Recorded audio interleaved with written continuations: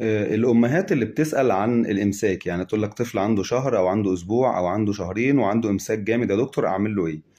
لازم تعرفي أولا إن الإمساك ده مجرد عرض لمشكلة، وإحنا مش غرضنا إن إحنا بس نعالج الإمساك، إحنا عايزين نشوف إيه سبب الإمساك الأول عشان نعالجه.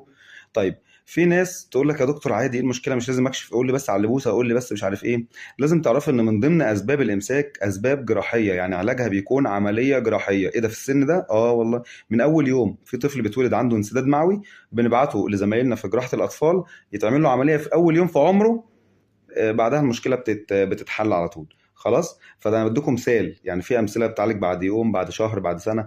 اهم حاجه تروح للدكتور مره عشان نتاكد هل ده امساك عضوي او في مشكله محتاجه تدخل، ولا امساك وظيفي محتاج بعض الادويه والمتابعه. خلاص، فما فيش حاجه اسمها ابني عنده امساك اديله ايه، يعني الموضوع مش بالسهوله دي. في اسباب كتير تعمل امساك، البسيط منها والعنيف منها. وبالتالي لازم الدكتور يشوف الطفل مره علشان نستبعد الأسباب الجراحية اللي مش هتتحل غير بعملية جراحية، أو ببعض الأدوية العنيفة، أو إن إحنا ندي حاجات بسيطة ونتابع الحالة ونشوف. شكرا.